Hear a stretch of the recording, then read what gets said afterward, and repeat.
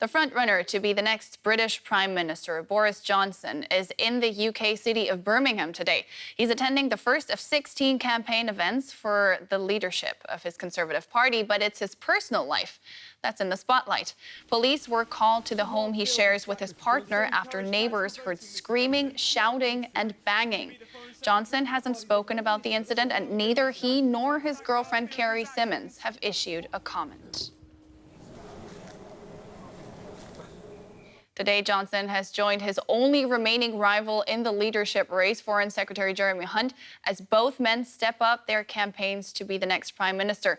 Standing by is DW correspondent Charlotte Potts in London. Charlotte, welcome. Is this incident likely to have any effect on Johnson's campaign?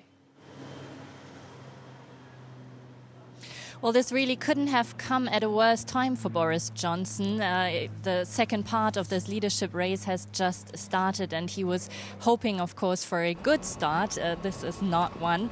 His partner allegedly said, and there is a recording of this incident, that Boris Johnson was spoiled and that he has no respect for money. Of course, that puts Boris Johnson's character into question. But on the other hand, it's not the people who are going to vote for Boris Johnson. In the end, it's going to be the Tory membership base, 160,000 of them to be exact. And we know that Boris Johnson, as of last week, was definitely the favorite, the front runner.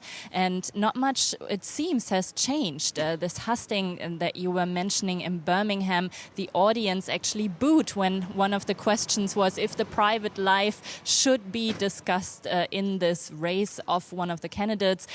Johnson himself said he didn't want to comment about the incident, and I highly doubt that this will in the end have any effect on the race.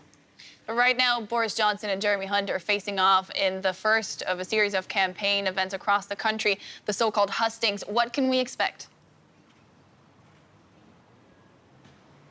Well, it's the Foreign Secretary and the former Foreign Secretary, and they are basically showing off their vision for the future of the UK and for Brexit. There are a lot of tough questions that the two candidates can expect about Brexit, because that is what the Tory membership is most upset about. It's all about Brexit.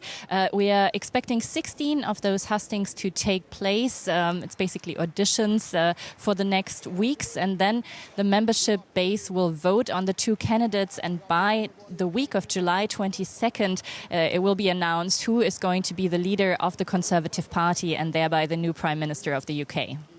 Were he really to become the next Prime Minister, Johnson has vowed to leave the EU by October 31st, no matter what. How realistic is this promise?